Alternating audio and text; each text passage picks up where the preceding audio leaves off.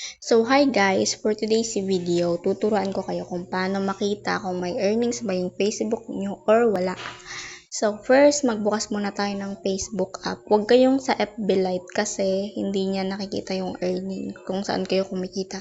So, open tayo ng Facebook app and then sa profile and then professional dashboard, pindutin natin yan. So, ayun nga, nakikita nyo kasi profile has some issues. Kasi nasuspend yung anti nyo. Naka-copyright kasi yung video na pinost ko dati. 2 beses siyang naka-copyright guys sa Viva One. Pag mamayari pala yung ng Viva One yung music na ginamit ko, so naka-copyright siya. So, sa mga baguhan dyan, mag-ingat-ingat talaga kayo sa paggamit ng music. Lalo na't hindi pa kayo na-invite sa monetization. So, hindi ako nakapag-earn sa video guys. So, ayun nga, last 28 days na insight ko, 5,223,372. And then, dito nyo naman makikita yung earnings nyo. So, may earnings ako ng $19.21. And then, kung paano nyo naman makita kung saan nga ba kayo nag-earn sa bonus pa, sa video, sa text, sa photos. Dito naman kayo, yung mga na-invite lang to ng content monetization guys So, dito kayo sa content monetization. So, nakikita nyo naman, kasi nga, your ability to earn is limited. Dito sa, to guys, sa video.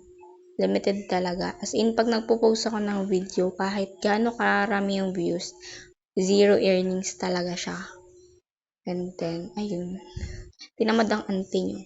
So, kumikita pala ako guys sa photos and text. So, panay post lang ako, din nagkaka-earning siya. Nakikita nyo naman, reels and videos ko, wala talaga siyang earnings. Kasi nga, nasuspend yung anti nyo kasi na-copyright.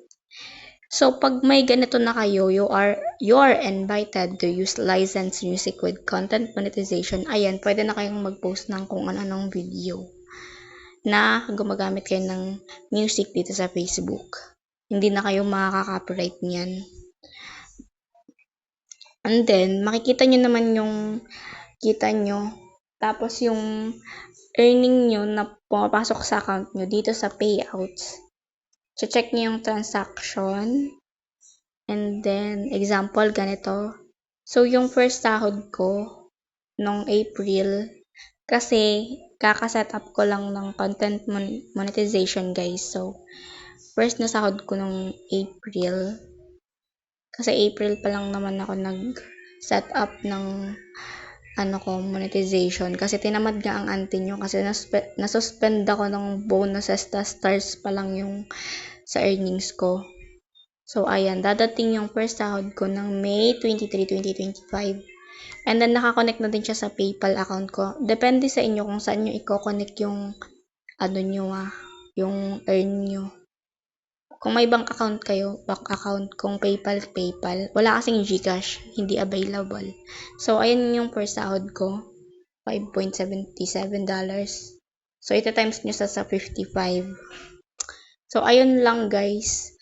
Yung tips ko lang talaga sa mga bagong nagko-content ngayon, huwag kayong gumamit ng music na feeling nyo makaka-copyright kayo. Kasi ang hirap mag-suspended guys. Ang hirap talaga masuspend kasi hindi ka kikita sa reels tas videos. Sayang yung earnings. So ayun lang, thank you sa pakikinig. Sana may natutunan kayo sa akin.